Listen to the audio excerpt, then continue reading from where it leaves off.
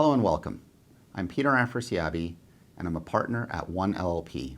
We are intellectual property lawyers with offices in Los Angeles and Newport Beach, California.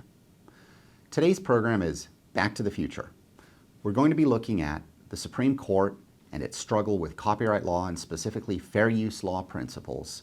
And that's going to require us to go back in time and then fast forward back to the future, kind of like Marty McFly did. Now, as we explore these Supreme Court cases over the last 3 and 4 decades, we will analyze and identify the different problems that have plagued the courts as they deal with copyright questions and fair use. But first, let's talk about Back to the Future a little bit.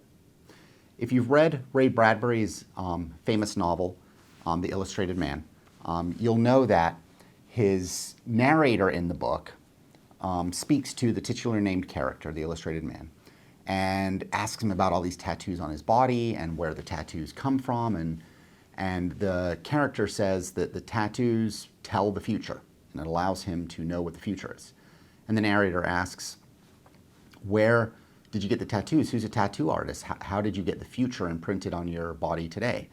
And he says, it was from a tattoo artist who has time travels and has now gone back to the future. I think that's where the phrase first appears. It's not confirmed. I guess we could do Google searches and whatnot to figure it out, but that's apparently where it first appears in Ray Bradbury's rather dark book. Now, of course, the movie is a lot lighter, but the idea behind Back to the Future, this concept of can we go back to the past, change something, will it alter the future? If so, how does it alter the future? Whose future is it anyway? When Marty McFly is back in the 1950s, is that his past, or is the 1980s his present, and is the 1980s really the future of Doc? Anyway, those fascinating physics, mind-bending questions we don't have to answer, but we're using the idea of time travel almost in terms of time traveling through copyright law to understand where we were and did it predict the future properly? And if it didn't, what can we do to go back in time to understand those old opinions to perhaps reformulate a new future? And a new future for copyright may be coming. So let's get going as we get started now. And I want to talk a little bit about where we're going and what we'll be looking at. And as you see on the next slide, we have this fundamental fact that it's really not since the 1980s has the Supreme Court remotely addressed fair use in copyright law.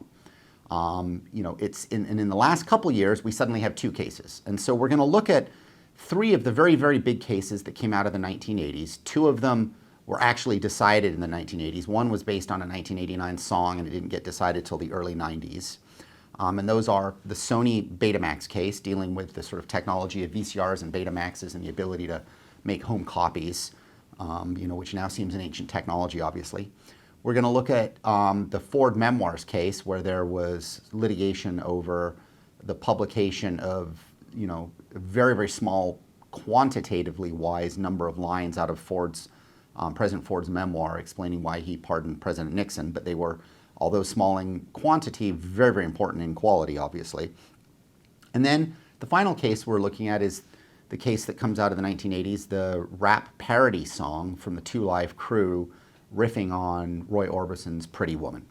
And so that's what's going to take us back in order to understand really where we are now, because where we are now is significant. We have had a big decision by the Supreme Court last term, Google versus Oracle, which was its first re-venture into fair use in literally 30 plus years.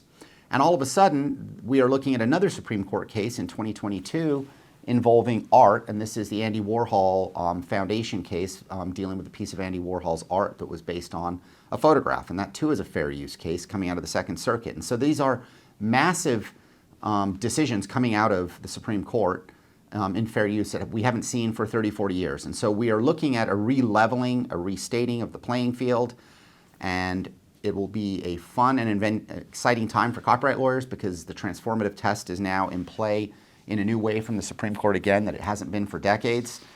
And so that's where we are. So in order to get going, we got to frame the problem a little bit, and we got to take a look at, what we are talking about when we're talking about copyright and fair use. And so if we go back to the basic principles, we go to the Copyright Clause of the Constitution and Article 1, Section 8, Clause 8, and it says that the purpose is to promote the progress of science and useful arts. That's literally the language that gives birth to copyright and it gives birth to questions of, can you use someone's work and claim fair use in your using of another's copyrighted work? Now, of course, there's no textual provision for fair use expressly in the Constitution, and nor was there one by Congress at the Republic's founding, but it was certainly part of the common law from England. And that concept of fair use and the right to borrow within certain parameters and at certain times was certainly part of the common law heritage that then sort of filled the backdrop of the Constitution. And so when you got to some of the earliest cases in our now founded republic in the early 1800s, you have some very seminal decisions authored by Justice Story when he was on the district court sitting in Massachusetts. And his words have echoed through the ages and are still quoted by the Supreme Court as early as, the last case in the 1990s. And so here's what he said. You look to the nature and objects of the selections made, the quantity and value of the materials used, and the degree in which the use may prejudice the sale or diminish the profits or supersede the objects of the original work. That was Folsom v. Marsh, 9F case 342, and that came out of Massachusetts in 1841. And that's a very basic principle and restatement of what were these conflicts of factors that sort of existed in the common law to assess whether a taking was a fair taking. And then in 1845, he wrote again on fair use, and here's what he wrote. In truth, in literature, in science and in art, there are and can be few, if any, things which in an abstract sense are strictly new and original throughout. Every book in literature, science, and art borrows and must necessarily borrow and use much which was well known and used before. Again, that's Justice Story and Emerson v. Davis, 8F case 615 at 619, coming out of Massachusetts in 1845. And that principle is also one that has long animated this balance between, a copyright author or owner's creation of something as it relates to how much of it was original, how much was borrowed, and how much can you monopolize and control what are, higher level stock elements within, the history of art, literature, science, and writings. And so the fundamental question that's always raised then is the nature of the creative efforts of our authorial class is to borrow and adapt from prior ideas. How much borrowing is okay? How much is too much? How much is not okay? Is the fundamental question that frames this problem of fair use. And so if we go a little bit deeper into fair use, we will now see that it was obviously this common law, judge-made doctrine for a couple of centuries, but in 1976 it was actually codified as positive law by Congress. And that was the first time actually that it was affirmatively codified as law by Congress. And so this is at 17 U.S.C. 107. We'll look at it again throughout this program, but briefly, what Congress declared is that when figuring out if a particular case is one of fair use, the factors to be considered shall include, and it lists 4 factors. And those are not exhaustive, but these are the 4 principal fundamental factors that courts always look at. And these factors that Congress sent down were themselves a product of the common law, and what we saw with Justice Story and then what had percolated for 200 odd years in our jurisprudence and case law. These distilled to these factors. And so the factors are fundamentally the purpose and character of the use, including whether the use is of a commercial nature or is for nonprofit educational purposes. The nature of the copyrighted work at issue, that is, what kind of work is this that the plaintiff made? And the qualitative nature of it in some sense, the metes and bounds of what it is, that gets to sort of some of those questions we talked about with Justice Story in his quote earlier. How much was taken, the amount and substantiality of the portion used in relation to the copyrighted work as a whole. And then finally, the effect of this use, this taking, what's being claimed as a fair use, the effect of the use upon the potential market for the value of the copyrighted work. Those are the factors at 17 U.S.C. 107. And before we get started and we dive into our blast to the past as we go back to the 1980s, the way Marty McFly went from the 1980s to the 1950s, let's just take a little pause and talk about some first principles about copyright and fair use just to help further illuminate and frame where we are. So, fair use is an affirmative defense to copyright infringement. And so this is important because it requires us to first assess what does it mean to infringe copyright. And we're not going to do an exhaustive analysis of that here. If you want that, I've done a lot of programs for you in the Curious Lawyer series and other copyright programs in terms of the metes and bounds of copyright law and what it means to infringe or not infringe. But briefly as an overview, copyright gives the author of an original work that's placed in a tangible medium of expression certain exclusive rights. And those exclusive rights that belong to the author of the original work include the right to reproduce the work, that is to make a copy of one's creation, to make derivative works, make sequels, for example, take characters and sort of put them in new settings in either a sequel or a prequel or whatever it may be, a parallel shift. Public distribution of copies of the work, the public performance of works, which is relevant particularly for songs, movies, and plays, public displays of works, and then the public performance of sound recordings. If you violate those exclusive rights, you have infringed copyright. And so the question of fair use arises when one infringes upon one of those exclusive rights, and those are all housed at 17 U.S.C. Section 106. And if you do trip those, then the defendant asserts, well, yes, I may have reproduced your work in some sense, but it's a fair use. Or I may have created some technology that on a secondary basis allows others to reproduce, but it's a fair use, and so my technical act of infringement is excused by this affirmative defense of fair use, and so therefore I can't be liable ultimately because it's what the law would call lawful borrowing. So you can think of it that way. Again, on the next slide, let's just restate then these fair use factors that we look at to figure out if this idea of lawful borrowing or lawful reproduction or lawful use or lawful public display, whatever the exclusive right may be, as to whether your taking of that exclusive right is lawful, appropriate, and is fair. And that builds around, again, the purpose and character of the use, the nature of the copyrighted work, the amount and substantiality of the portion used, and then the effect upon the potential market for the copyrighted work, the damage you're doing to the owner. So now, get in your DeLorean, get the flux capacitor out, let's get to 65 miles an hour, was it? 85? I can't even remember how fast he was going, but let's fly back to the past right now, and that's taking us to 1984. And you see here on the next slide that old big clunky device, which I'm sure many of you had and used, and that was one of the original Betamax devices. I knew them as VCRs because I think that's what my parents had. I think the Betamax was more expensive or something. But in any event, VCR, Betamax, same technology. And it's the idea that there were these devices created, for our very young lawyers watching who may not even know what we're talking about. There were these devices created that allowed people to put in these physical tapes, digital media, not digital, physical analog media tapes. And you could hit record and it would record what was being played on the television at that particular time, or it could record from tape to tape. Some content. And so the question then that we're talking about when we're talking about technology like this, obviously, is that you are facilitating and enabling people to record, make a copy of content. I could be watching Star Wars on TV and hit record, and it would record Star Wars, and then I could watch it later. And that, of course, made many unhappy. Content owners and authors of works were unhappy because it facilitated the easy copying and then concerns about dissemination of works that would otherwise be, sold or licensed in some way. And so the question then, when Sony was sued for making this device and selling it in commerce, and it was the Betamax, Sony Betamax case, the question was whether, this device satisfied the fair use standard.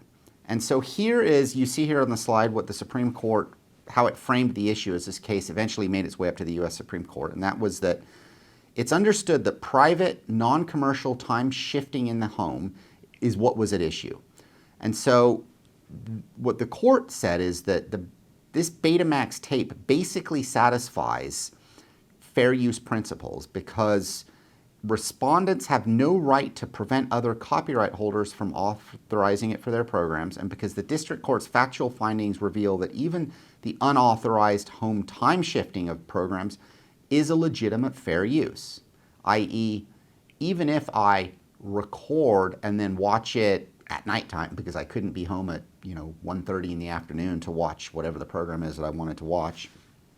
That was a legitimate act by the end user, and it was therefore legitimate for on a fair use kind of basis for Sony to be allowing this to happen. And so on the next slide, you can see how the Supreme Court addressed those four factors we talked about when we were talking about the purpose, the nature, the amount, and the effect upon the potential market. And so here's a very important quote from the case that helps us frame how fair use was operating in the 1980s as we were dealing with new technologies and what it was supposed to then be predicting and projecting into our future, which is sort of where we all are now in our present. So back to 1984.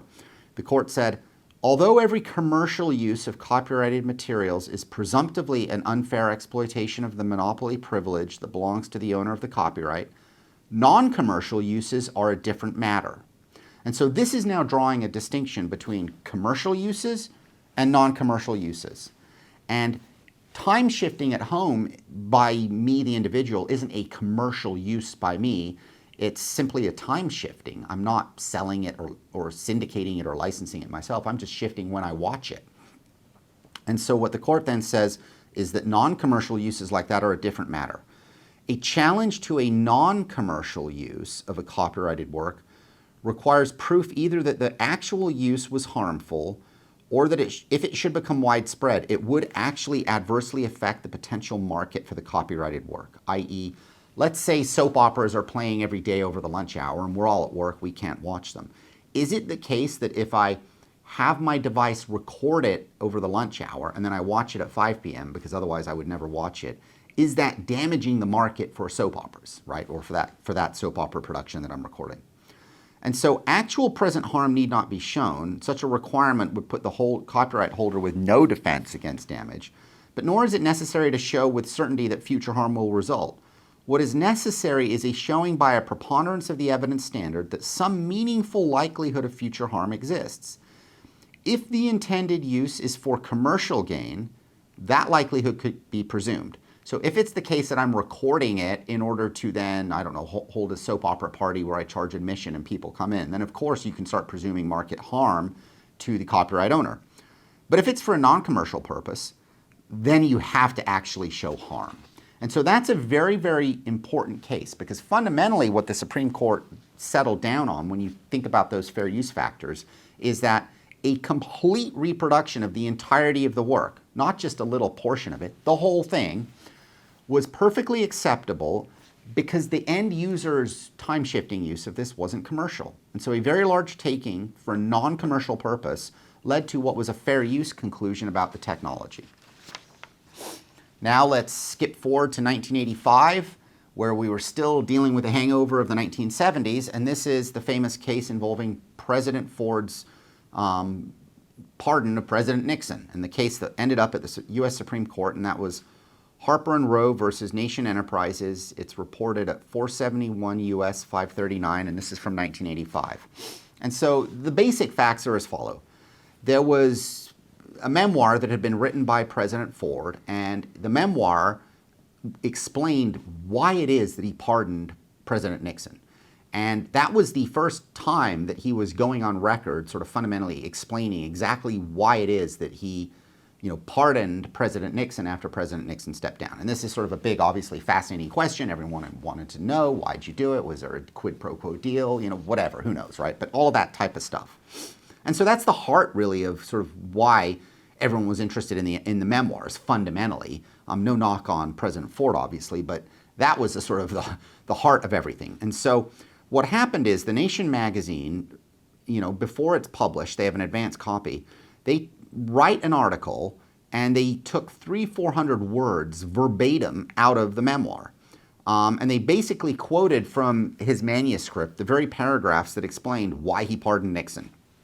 And so that led to a copyright infringement claim, and the assertion by the Nation magazine then was that, well, wait, it's fair use. This is sort of we are writing an article for the people, for the public. And their position was we took a few hundred words out of a few paragraphs out of a 300-page book, right? And so their position was that we took almost nothing, But this gets up to the Supreme Court, and the Supreme Court said, no, that's not fair use. And fundamentally, it's because they took the heart of the story. And so what the Supreme Court then made clear here, and this is important, is that this idea that you can take a small amount of something compared to how much the copyright owner's whole work is, and then get fair use because you say it's only 1% or it's 300 words, is not the test. This isn't some pure quantitative test. And so what the court said is, even though it was a small percentage-wise, it was fundamentally everything qualitatively-wise. I mean, the whole basis for the book, and really the whole fundamental basis for people buying it at some root level, was they wanted to know, why'd you pardon President Nixon?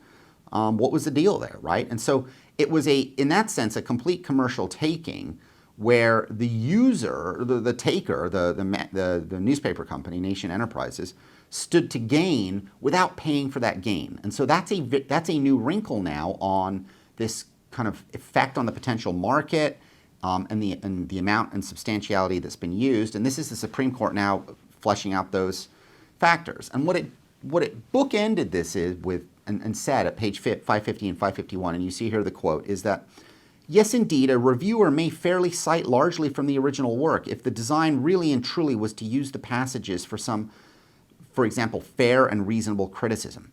On the other hand, it is as clear that if he just cites the most important parts of the work with a view not to criticize, but to actually supersede the use of the original work and substitute the review for the original work, then that's really piracy at the end of the day.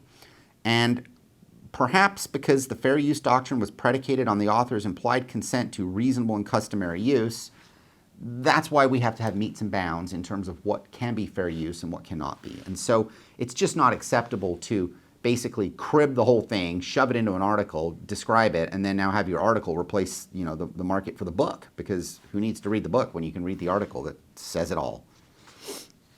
So that's an example of no fair use from 1985. Now let's go to music. And the developing fields of music in the 1980s obviously included on the scene the explosion of rap music. And in 1989, there was a famous song that was released by the Two Live Crew. And the case ultimately worked its way up to the Supreme Court, and this is Campbell versus A Cuff Rose Music. It's reported at 510 U.S. 569, and it's based on the 1989 song by the Two Live Crew that was a parody. It's a parody rap song that borrowed from Roy Orbison's Pretty Woman. Now, in order to frame this and understand this, let's watch this video. And this is a 4-minute video clip I'm going to show you. It's a very important 4-minute clip because it's an interview with the Two Live Crew. And they both explain the rationale for their creation in terms of this parodical use and this transformative use where they, yes, took something from Roy Orbison, but they did something to it to create something new and to critique and comment on the original. And these are the very important precepts that sit beneath this very critical concept that comes out of this case of transformative use being a fair use. And so this case is sort of the seminal case that ends the 1980s with these huge fair use decisions from the Supreme Court and then sets us up for our future. So listen to this for a few minutes. Sued Two Live Crew and Luke Records in U.S. District Court for violating their copyright. The court ruled in favor of Two Live Crew, but the decision was reversed by the U.S. Court of Appeals for the Sixth Circuit. Luther Campbell and other members of Two Live Crew appealed to the U.S. Supreme Court. The case will be heard by the High Court on Tuesday, November 9th. C-SPAN traveled to South Florida to interview Luther Campbell and Fresh Kid Ice, members of Two Live Crew. In looking at this case, C-SPAN also brings you interviews with William Dees, co-author of Oh Pretty Woman, and others interested in the case's outcome. But first, we bring you an interview with Luther Campbell of Two Live Crew from his Luke Records office in Liberty City, Florida. Luther Campbell, president of Luke Records and member of the group Two Live Crew. How did it come about that you're a party to a case before the Supreme Court? I really don't know. It's the weirdest thing ever, ever happened to rap music, I think. And it's just, I guess, the backflash of all the big problems that we had when we had the Nasty As It Wanna Be, album out. Everybody started buying it, started getting into homes where people wouldn't normally buy rap music, and a lot of those right-wing organizations start like picking the album apart. And what happened is they heard Pretty Woman on there and called up Acre Rose and Incorporated, and then they started to suing. You know, they didn't probably feel that, you know, this rap group that at the time was creating all this controversy should be singing one of their records. So I think that's basically, you know, where it all started at. Why'd you decide to parody that song? He decided that. Yeah, well, we just, you know, the song was a popular song, right? And I think at the time, you know, Weird Al Yankovic was like at his peak, you know, doing all the Michael Jackson Beat It records and all that, and it was just something that we wanted to do. I mean, it was, yeah, we just wanted to have fun with the record, and before you know it, you know, we did it. You know, we didn't do it to have any intentions of ruining their copyright.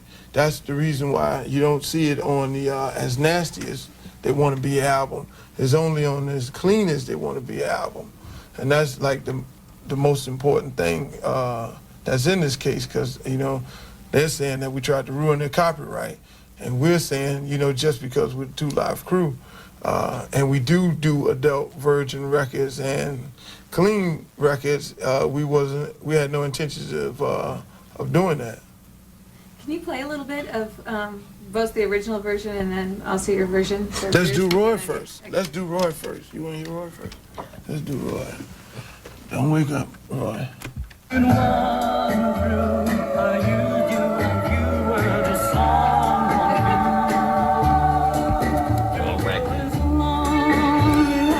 I guess that is. I guess that's not the right one. Where is it? Pretty Woman. Whoever queued this up didn't do a great job. Why don't we play your version? I got Roy coming up. Oh, there we go. That's loud enough for you? Need a little bass? You don't need no bass? Pretty woman, walking down the street. Pretty woman, the kind I like to meet. Pretty woman, I don't believe you, you're not the truth. No one could look as good as you. Now you wanna hear the other one? You want to hear yours? You wanna hear our version? Okay, ladies and gentlemen, coming in from stage right. Yeah, I think ours better too. It's 1989 version. We had to freshen it up, you know. Street version. This is the street version. See, Roy was the conservative, you know, upper class version. Now we finna play the hood version. Liberty City. Liberty City version. See, that's the difference. That's the big deal there. You know, this is, people in the streets can relate to this. So that you gotta keep an open mind when you listen. Here we go.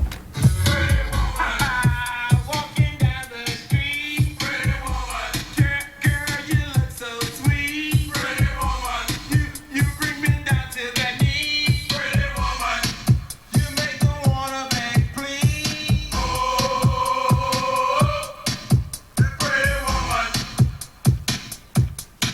big hairy woman.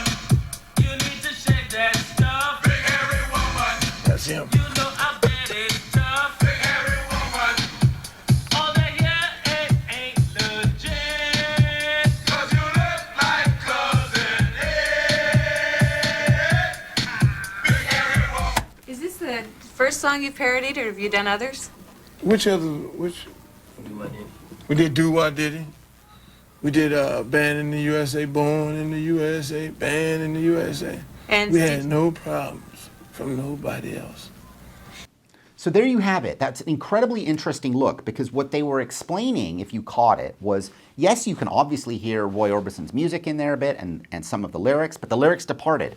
And they were juxtaposing this kind of conservative, clean, upper class, kind of white, dignified discussion about pretty women and whatnot, with their, as he said, street or hood version in a very different world that many people live in. And this massive juxtaposition along those two is what led to the parodical use about then a complete, collapse from where the lyrics were into their lyrics. And so this gets up to this is held to infringe, it's held not to be fair use, and this ultimately gets up to the U.S. Supreme Court, and the U.S. Supreme Court said that, yes, obviously the Two Live Crew they're a commercial, for-profit, music band, obviously. They're musicians who are making music, and so even though it was commercial, it can still be fair use. And so what the Supreme Court here made clear is that we can't only look on a commercial, non-commercial fault line. We have to focus on whether this new use, even if commercial, is also transformative. And if it's transformative in particular by somehow commenting on or criticizing the original work. And this idea then of commenting on or criticizing an original work is very, very important to what is a parody, because in order for something to be parodical, it has to use the original to some extent, to mimic it, to borrow from it, to even be able for someone to understand that something's being parodied. If you couldn't use anything of the original, you couldn't actually make a parody of it. So borrowing is necessarily tied up in parodical uses. And borrowing, of course, is another way of saying using, copying, reproducing in our copyright perspective. So nonetheless, though, this is a critical case where the Supreme Court fundamentally said that you can do this, and this could certainly have been a fair use by the Two Live Crew. And so then that set the stage, really, for this 30, 40 years now of litigation in the district courts and the courts of appeals over what's transformative, what's not transformative, over commercial, non-commercial, and how courts are looking at it. And so cases are coming out all over the map over 30, 40 years, and as any copyright lawyer will tell you when it comes to fair use, the law is so muddled that it's almost impossible 99% of the time to tell any client that they are okay, go ahead and borrow that, you are in the zone of fair use. I mean, as any copyright lawyer will tell you, I've had many clients come where all you can say is, we have great arguments it could be fair use, even if it's non-commercial and it's transformative, we have great arguments, but there could be counter-arguments, and even the most remarkable things like educational non-profit uses have been held to be not fair use in certain circumstances, with case packets and the like. There's been cases. So this has created massive confusion in the law, lack of certainty in terms of the viability of a fair use defense, and that has obviously sort of created and stifled to some extent the creation of creative works, and has sort of perhaps broadened the copyright monopoly of plaintiffs. And so all of this has gone on in the courts, and now all of a sudden in 2021, 2022, the early 2020s,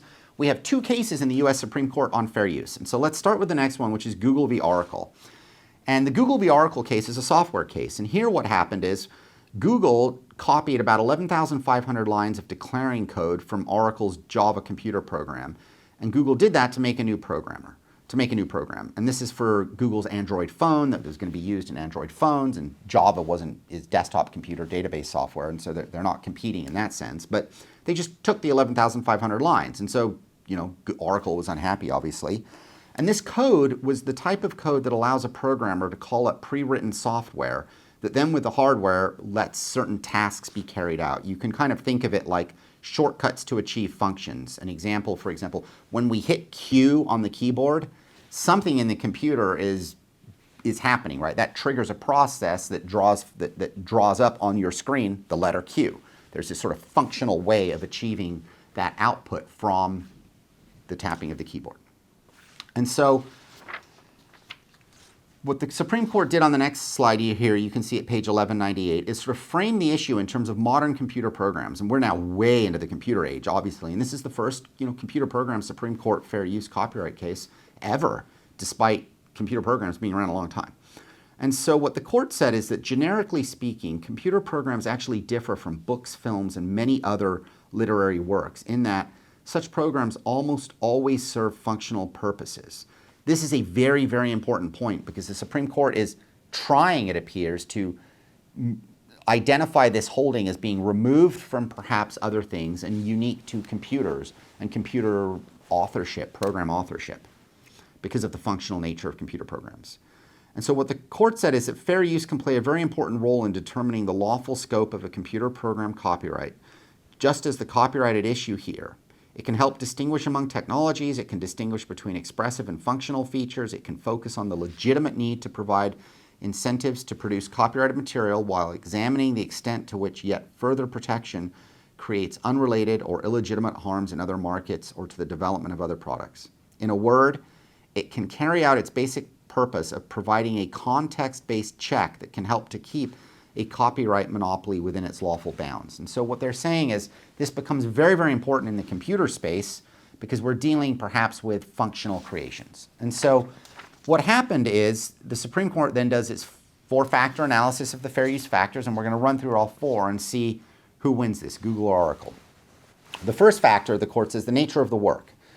And you see on our slide here, what the court said is that in essence, the work at issue, those code lines that were taken by Google in order to allow programmers writing Android to call up shortcuts to achieve other functions, and those other functions were not taken. Sort of the original code and the ending code was written by Google, but it's that sort of functional transition or that call-up code type idea.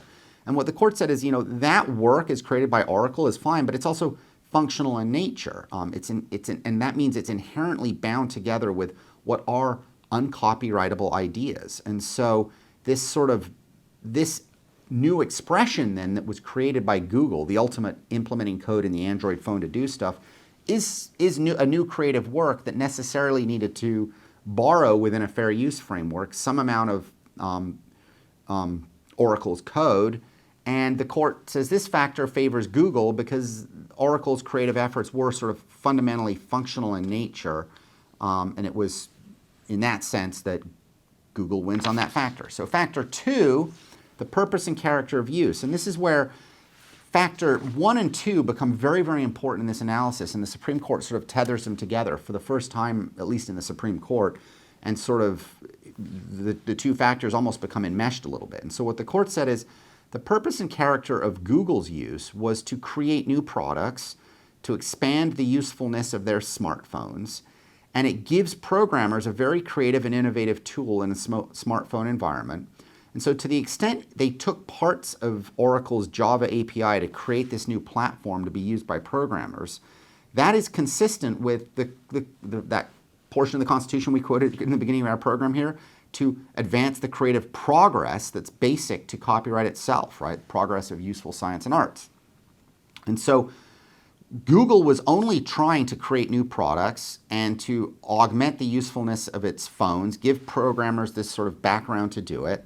And that background that could be used by the programmers was very consistent then fundamentally with the Copyright Act's constitutional rooting and grounding. And so the purpose and character of use here becomes critically important, and it's completely related then to the nature of the copyrighted work that we looked at earlier.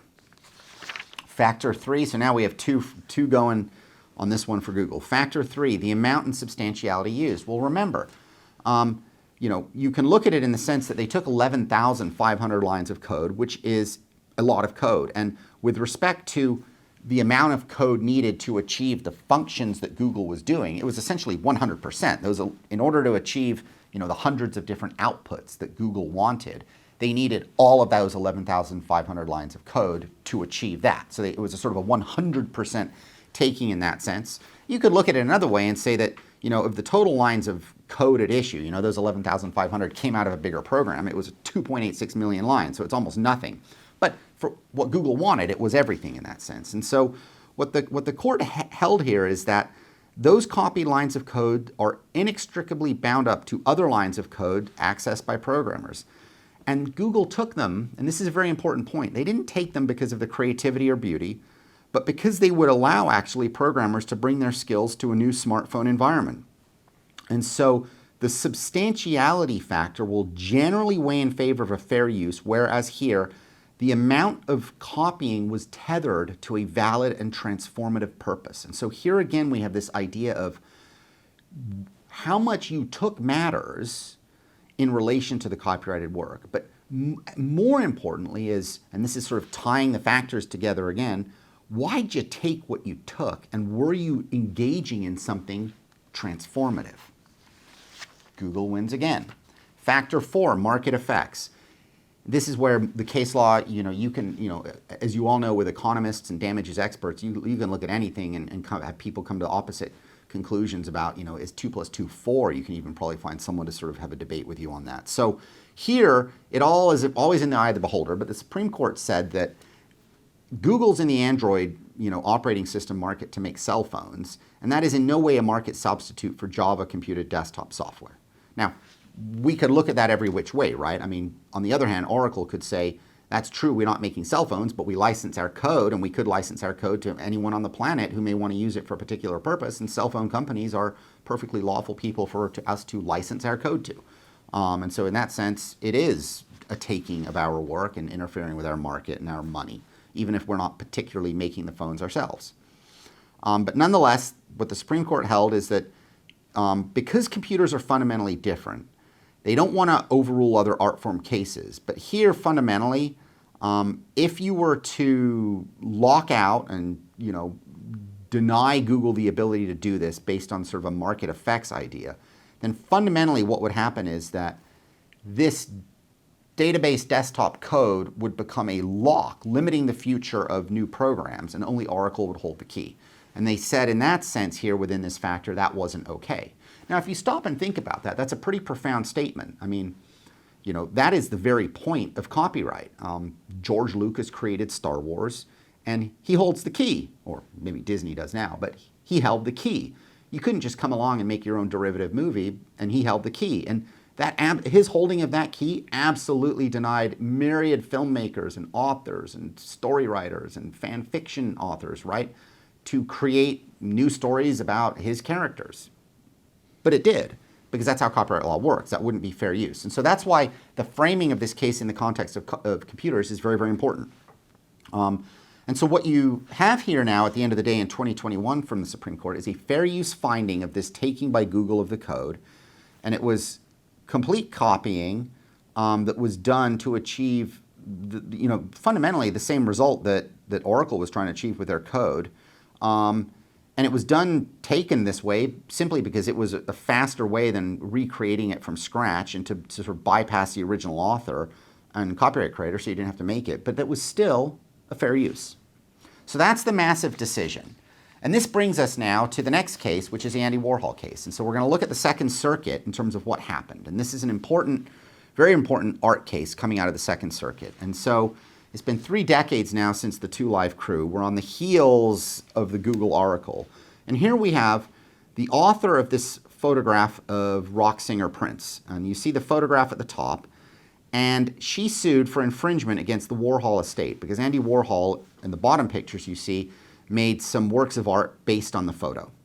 And the Andy Warhol estate asserted fair use, that this was transformative, and it was sort of an alteration of the original. It was in a different medium, different market. It was for different purposes. It didn't interfere with the ability of the original market to license. And it had sort of altered and tweaked and flattened. There's all this stuff we'll get to. In any event, the district court says, yeah, that's transformative. That's a transformative sort of use by the artist when they went through the 4-factor analysis. But this gets up to the Second Circuit. And the Second Circuit in 2021 reversed. And this added to the law's real confusion on fair use. And this sort of created yet again another one of these cases in these intervening years that seems to start departing from where we thought we were when we go to the past in order to get back to the future.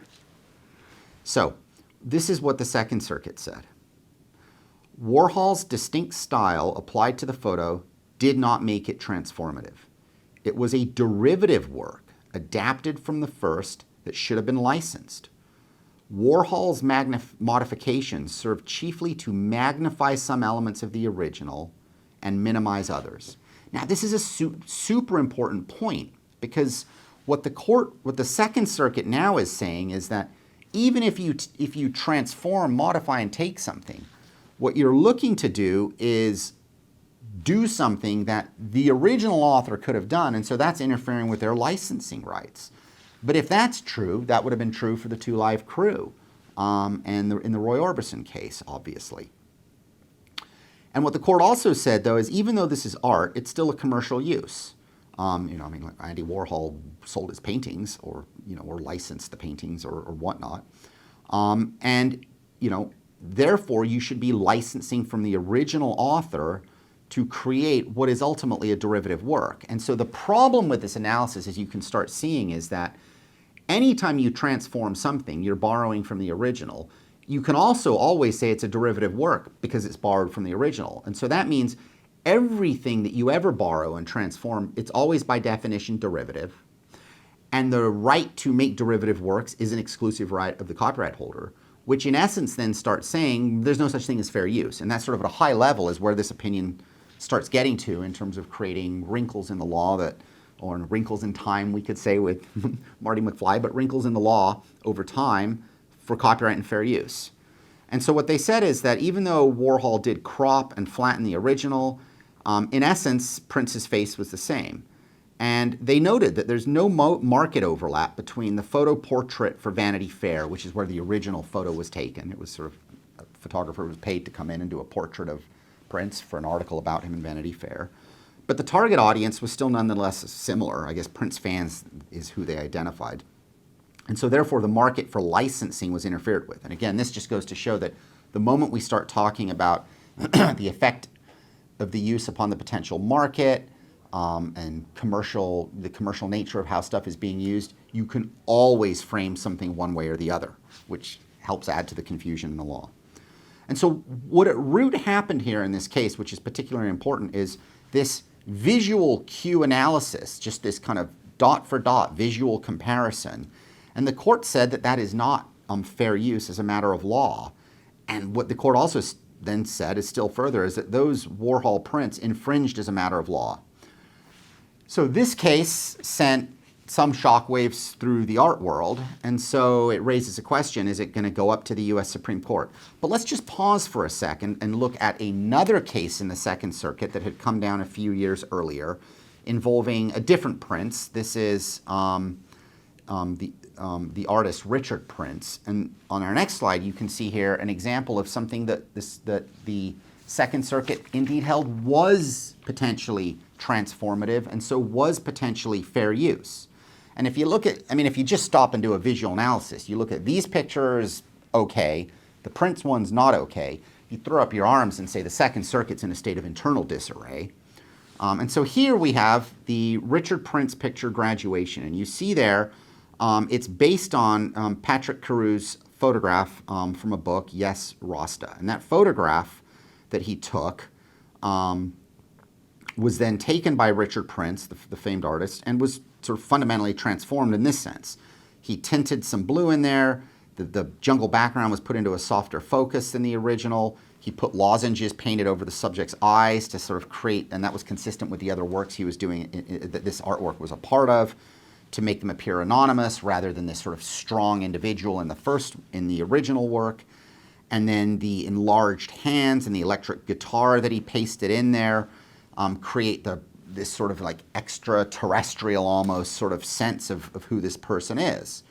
Whereas the original created someone who was in a natural habitat looking intently ahead. This one was more ethereal and otherworldly and took all these divergent elements to create some sort of discord and discomfort. And so that analysis created a conclusion of potentially fair use, even though you could say the exact same things that was said about the Prince photo, right? And so that's why we have, just between those cases, we have tension, but if you dig beneath those, as any copyright lawyer will tell you, there's hundreds of cases sitting beneath these going every which way also.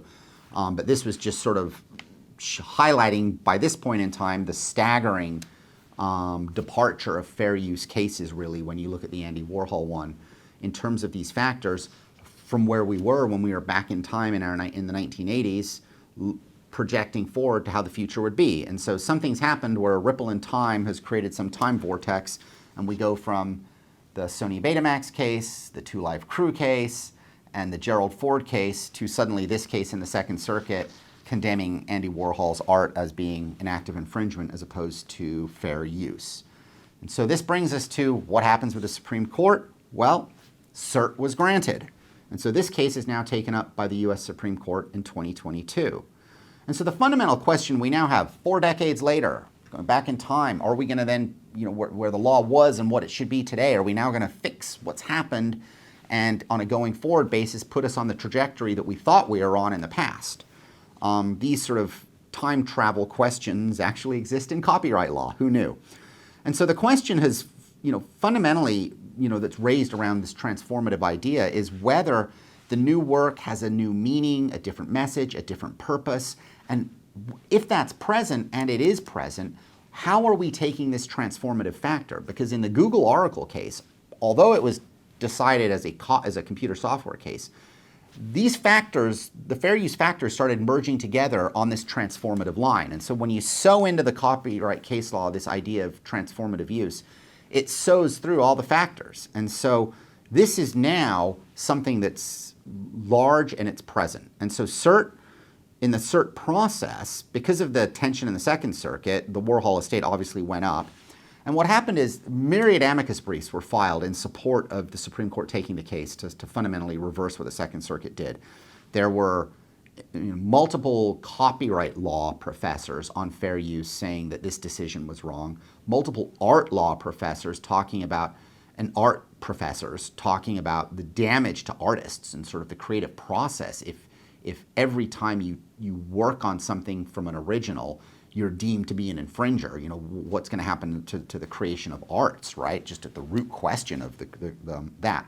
What's also interesting is that there weren't amicus briefs filed on the other side. There weren't a slew of artists or content owners or copyright owners, and many of the suspects you could imagine out there who exist, who lined up to file an amicus brief to support the decision and say, no, this should have been licensed. Why that is, we don't know, but all we know is there weren't any amicus briefs from people on the other side. The Supreme Court grants cert, and now fundamentally this question before the Supreme Court is, how are we going to clarify this transformative test with some specificity? How are we going to clarify it for all the disciplines outside of computer if we're really going to say that Google Oracle is only a computer case? And obviously, no matter how much the Supreme Court tries to say computers are different, that analysis obviously affects other cases. This is what's present, and this is where we are today. So get ready as we go back to the future, because that's where we're going to be looking to understand what the Supreme Court does. And are they going to, as you see here on the next slide, go back to Sony, which focused fundamentally on how time shift wasn't commercially exploitive, and so it really was non-commercial, and therefore was fair use. The Two Live Crew allowed transformative use of another's work, even though the commercial use was for profit. And the core then of the copyright is this idea that, are we going to allow those ideas of fair use to still take root today? And are we going to go back to those basic statements from the 1980s? I mean, if Sony said what it said as being non-commercial and being legitimate, even though it was a complete taking, and the Two Live Crew allowed what was commercial for a partial taking for parodical purposes, are we really going to say that artists who create different forms of art for different people in different mediums that don't interfere with the ability of the photographer to go out and take photographs of portraits for magazines, are we going to then say that that's not fair use? And so the question fundamentally is, it's a reaffirmation of those basic principles, which over time have been warped somehow and have led to a future that I don't believe was intended by the Supreme Court in the 1980s, in the early 1990s with the advent of the transformative test. The other big question that's before the Supreme Court fundamentally to address as it relates to this fair use analysis when we look at art is, are we going to simply always engage in this sort of visual comparison, like, point A to point B to point C to point D type test? Because that actually itself undermines the transformative work analysis.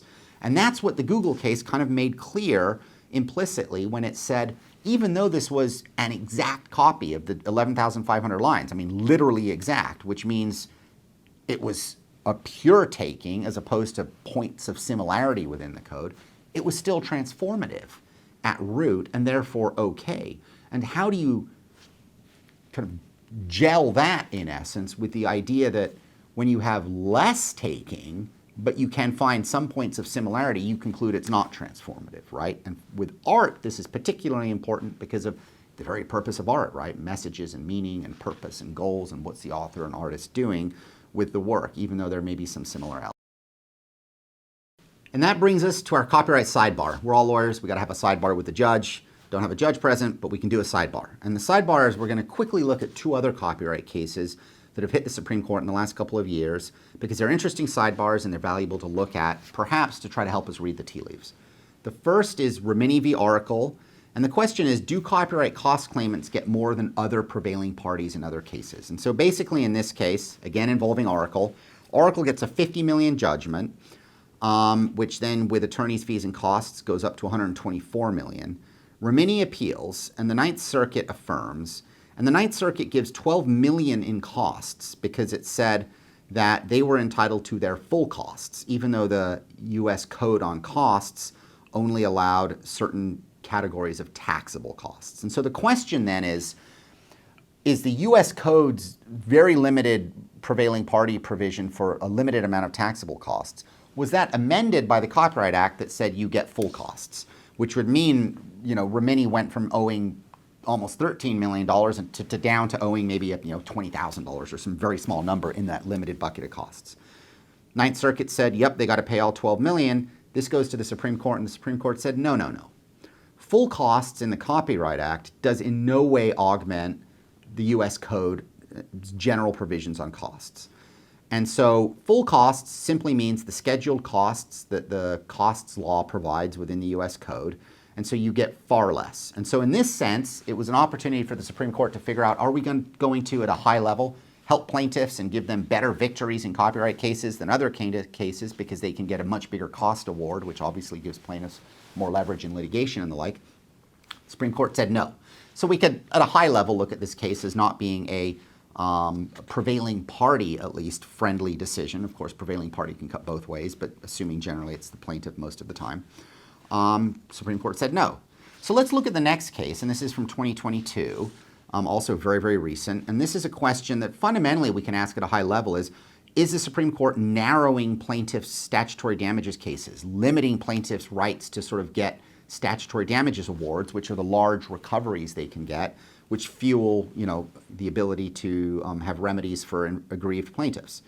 And here, fundamentally, what the court looked at is with a certificate of registration that may be invalid, and how do we knock out them? Because if you can knock out a copyright registration certificate, then a plaintiff can't get statutory damages. And so the Copyright Act simply said that if there's inaccurate information, it doesn't invalidate a certificate so long as the owner didn't have any knowledge that it was inaccurate. And so what the court then held here is that even if there's factual or legal mistakes, absent some sort of actual knowledge of inaccuracy, it doesn't matter. And so inadvertent mistakes on registration certificates, whether of law or fact, will not invalidate copyright registrations, and so do not disallow infringement actions. And so in this sense, you could look at the case and say that it's essentially, in a way, you could say pro-copyright registrant could be pro-plaintiff, interpretation that keeps copyright plaintiffs in the statutory damages game. I think it's more of a textual analysis, and that's all it boils down to. But those 2 cases as a sidebar maybe help us get some tea leaves for our conclusions of where we're going. I think where we're going is that we are having more copyright fair use before the U.S. Supreme Court than any time in the last 3 or 4 decades. And so it's an exciting time to see how the world will start changing as we now interact with all the new technologies on the horizon and copyright law. We are going to probably see a reformulation of the transformative use test coming. It may become then more art, literary type friendly and get back to the basics more of the fair use factors. If we go back in time like Marty McFly, we may be able to fix things on a going forward basis. And we probably will, reading the tea leaves, end up with a broader fair use bedrock for creators, at least vis-a-vis given the current law. And so this may diminish some copyright holders' rights, but it will probably lead to an increase in the stock of creative works. And if that's where the Supreme Court goes, we'll find out. If not, it's to be continued. In part 2 of Back to the Future, number 2, when we hear more from the U.S. Supreme Court in the coming years on copyright. Thank you very much for watching today. As always, please feel free to email me with questions. Love hearing from you. Feedback,